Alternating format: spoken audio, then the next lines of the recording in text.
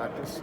But we're doing installation, we correct, we teach, we're trying to learn from everybody, but just not making the same mistakes and just showing that improvement. Some of them it's just knowledge, there's a big gap knowledge-wise. Some of them it's just physically being able to do what they need to do right now. A guy like EJ, man, he's doing great. What he's going to be able to do in that weight room between now and August is going to be a huge addition to his game because he's really a special young talent. And then some of it's just fundamental technique. You move a guy like Taekwon, he's one of the most powerful guys we got, but he's got a lot of fundamental work to do. And so it's just everybody's got different things, but just seeing improvement, showing up with the right attitude every day, being coachable as we really now start to give them really a lot of feedback on where they are and what they got to do. But it's been really good. I mean, the energy's good out here every day. This team is, as I've said many times, very talented. Lots of guys that I think have the ability to play their way into a guy that can help us. But we've got a long way to go. And Monday, Wednesday will be big for us. Monday will be more of a normal practice day, kind of clean up some installation, put a few more things in, challenge them a little bit. We'll actually meet Sunday this week and just kind of take some time to meet and go back through some things and a lot of corrections. And then, really try to put everything we got in to get them ready for Wednesday. And, get that graded and, just keep challenging them to get better as we go. You've got a lot of new pieces on both lines. What have you seen out of those two groups? Yeah, well, our first group, offensive line-wise, is big-time thumbs up. Man, I'm super encouraged with those guys. And we don't even, Blake's not out here right now. He's out here, but he's not doing any live work. He's going to be a good addition for us. But, our two tackles, McFadden and Jackson, really super job. And then, Bach is Bach. He's really great. The two guys that I'm so pleased with is Cade and Putnam. Putnam has really improved from where he was. And he just shows you what a little bit of experience will do for you. And so especially when you get a reset, you kind of go back to kind of base one and it's just like, whoa, man, you just realize how far you've come.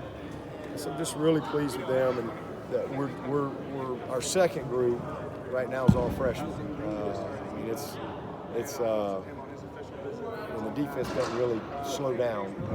So it's a challenge. We got the right guys. They're kind of getting a little baptism right now, but that's just kind of comes with it. I love the guys we got. We got a lot of teaching, a lot of coaching to do. But really encouraged with the right guys. Just not very good right now. One of those units I'm pretty sure you're looking at for some depth this year, defensive backfield. What are you seeing out there, the safeties and cornerbacks? Yeah, it was good. Actually, the D-line, just night and day from where we were last year. It's just not even close in every area. Just overall talent, functional depth, just knowledge, experience. We're just way further along than we were this time last year. Leadership, it's just really, I'm very pleased with that group as a whole. And then, I love our guys on the back end. I mean, I think it's exciting. We got the safeties have a lot to learn. I mean, just little things, angles, and eyes on the right things. But just we got the right guys. I mean, that's all I can tell you. I mean, I think we hit on every one of those guys that we've signed. Every single one of them. Super encouraged. Landon is, I think, going to be special. Josie Charleston, and he's a big-time talent. Ray Thornton has probably flashed as much as anybody this spring.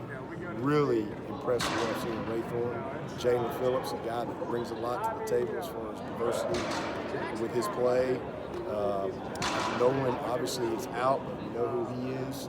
So really encouraged. We got some good, couple of depth guys behind them. Obviously, Nickens and Venables just got here, but you notice them. It's easy to notice them. Elijah Turner, move Ben Batson over there. Carson Donnelly's a walk-on, but a guy that catches your eye. I mean, we got a really good group of guys deep. A lot of special teams bodies, and then corner has been the one position we just we're a little thin just with practice guys right now. We got good guys, but hey, Fred he's taking advantage of every rep he gets. And Booth was in a green jersey today, which is really good. So Booth's getting work back into a little higher tempo. So I'm super encouraged about that. He feels good, and just I think he'll be a guy like Putnam. You know, he got enough experience, you know, throughout the season. When he gets back out there, he's going to, especially just feeling a little bit better. I think he's going to do well. You know, still working on getting Mario back, getting him healthy. Lee Anthony's done a heck of a job. Lee Anthony's thicker. He's a little bigger and thicker, and that's been a weakness in his game. It's just size and physicality kind of gets pushed around a little bit. And he's really worked his butt off to get stronger, to work on that weakness, to give himself a little better chance to compete and get in there and help us. So I mean, it's a good group, man. We got a bunch of good guys. And, you know, we get everybody healthy. We'll have a chance to have a pretty special group. DK's doing a nice job. Is there any new injuries? Yeah, he's back. Is there any new injuries? New injuries? You hadn't seen last week. No, nothing that I recall from the other day. Coach, you've done a really good job creating this family atmosphere within the team, just like Clemson University has what we call Clemson family. How important is that to you to have the family atmosphere and bring in these new guys and make them feel a part of the Clemson family? Yeah, well, I don't think you can get anybody all in if you don't have that component. That's just my personal belief. That's like the cornerstone of all in is a family atmosphere. Mm-hmm. You got to have communication and trust and respect. You got to have the right vision. Everybody's got to understand it. You got to have an appreciation for each other. If you got all those things in place, you get everybody all in. But it starts with that. And you know, we're going to have we got a big reunion. We're going to have a ball this weekend. I think we got somewhere between 175 and 200 something guys that have responded saying they're coming this weekend. And some of them got here today, and one of them will come in tonight and tomorrow.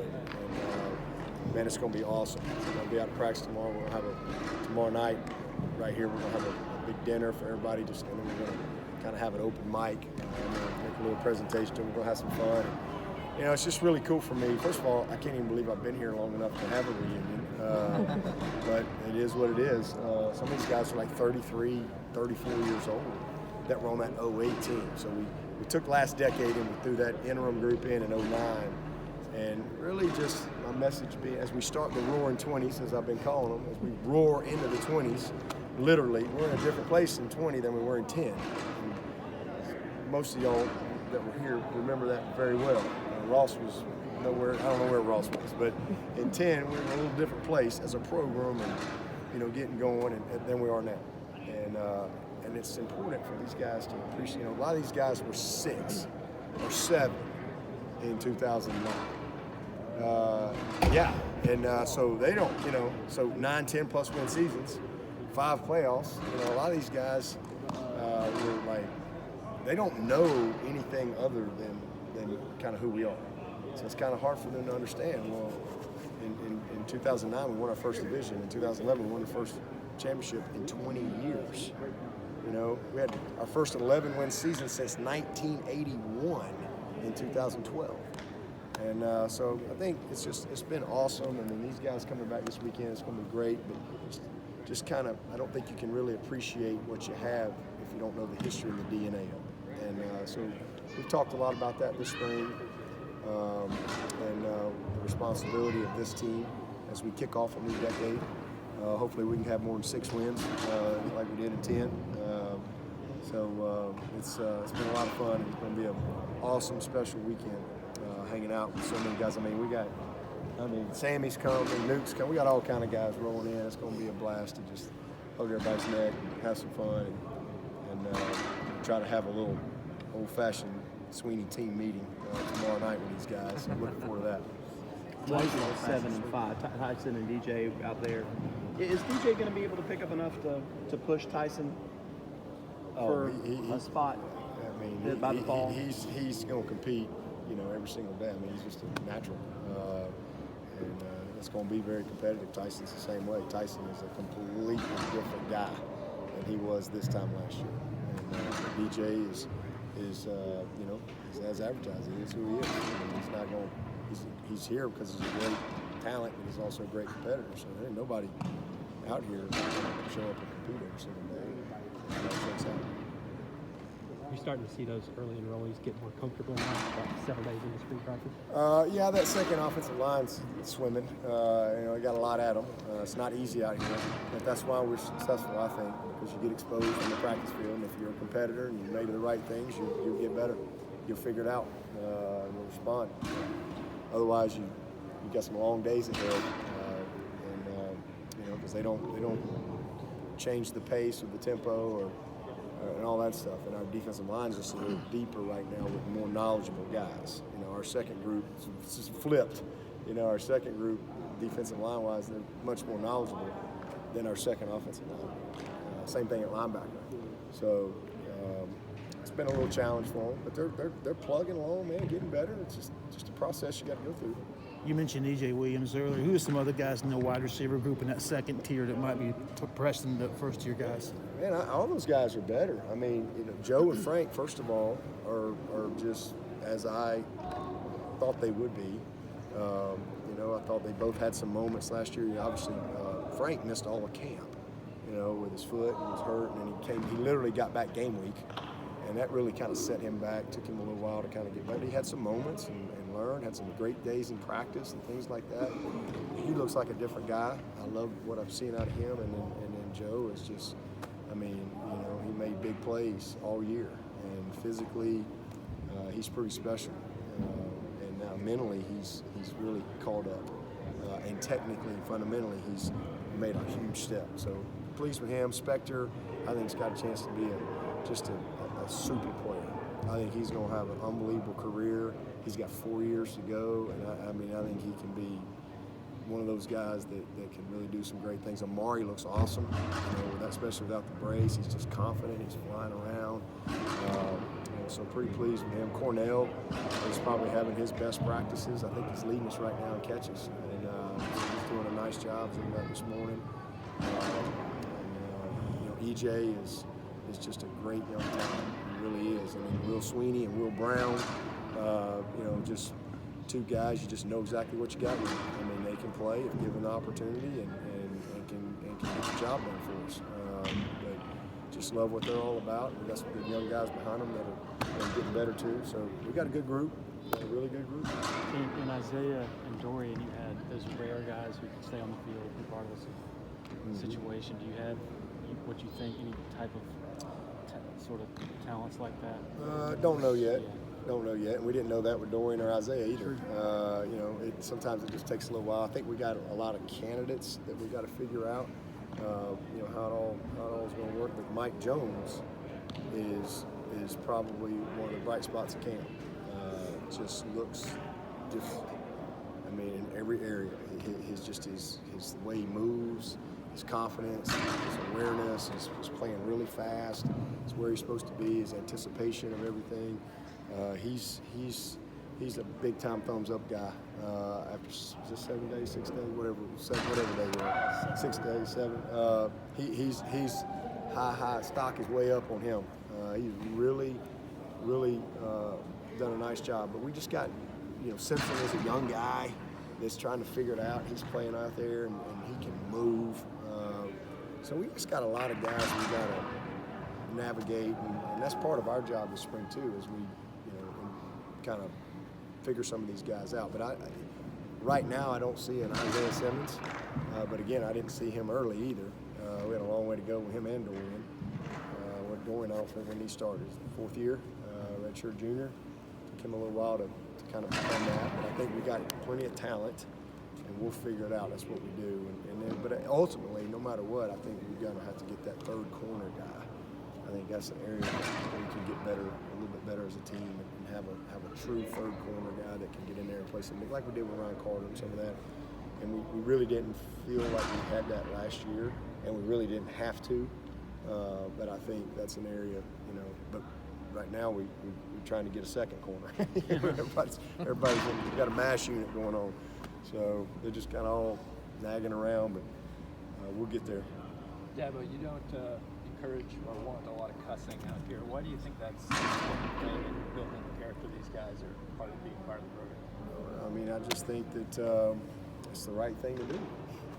Well, that's what I think. When was the last time you cussed in the non-biblical sense? Oh, shoot. Probably yesterday. I don't know.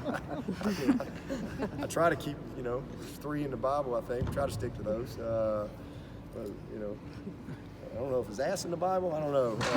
Yes, it is. Is it in there? Hell damn an ass. So, try to stick to those as much as possible. But I am human, and I can have my moments, but I try not to. And we really try. We really do. We try to set a good example, and our players, try.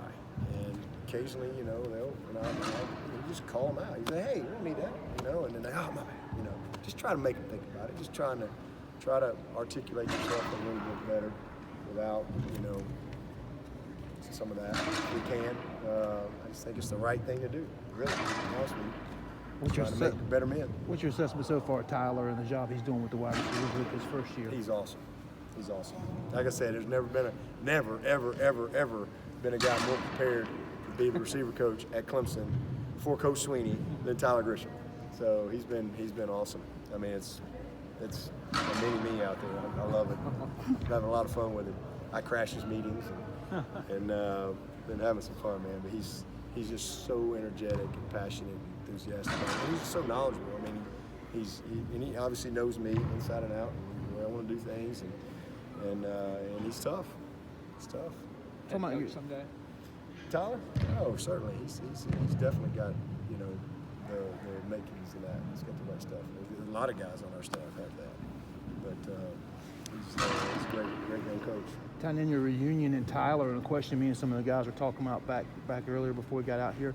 Who do you think is your best under the radar Alabama recruit from your history that you've brought through the program? Ooh, best Alabama recruit. I love all my Bama. We call them Bama boys.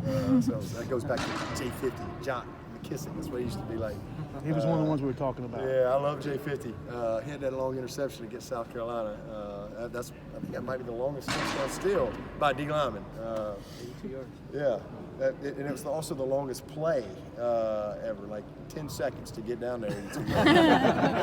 He's got 2 records. I don't know why nobody called him, but God, Grisham would be right there. Grisham had one offer, me.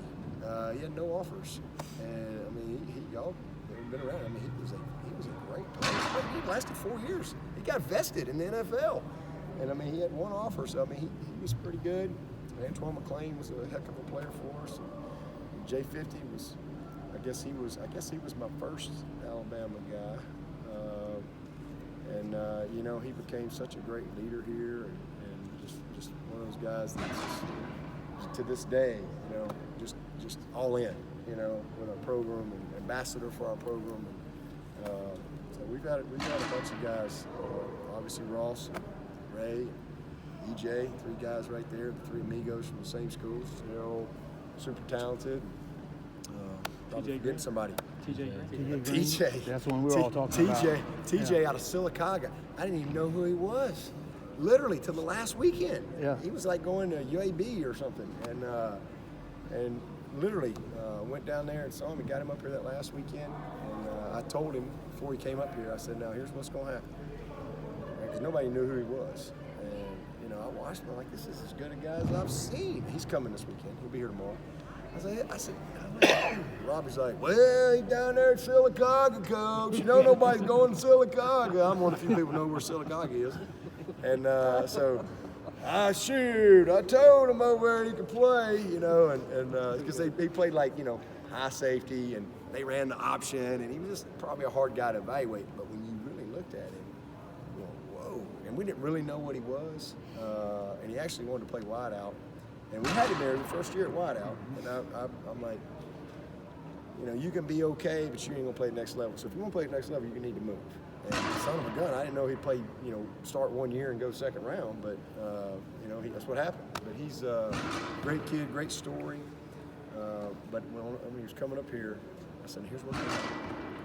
Don't tell anybody you're coming to Clemson, but when Auburn finds out you're coming to Clemson, they're gonna call you. I'm telling you. And sure enough, they called him in the car. But he was on the way up here, because it was like 45 minutes, and so he can't end up getting him. He was a huge under the radar guy, you know.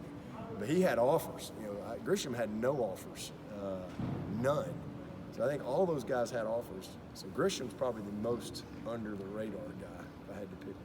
We were talking to Bockhorst over here, and just the way he carries himself, and he acts like a leader already. Kind of reminded me a little bit of Eric McClain. You see kind of that in him? Can he be a face of the team? Oh, kind no of guy? doubt. He's going to be the face of a company or a governor of a state. Or, I mean, he's a 4.0 student. I mean, he's brilliant.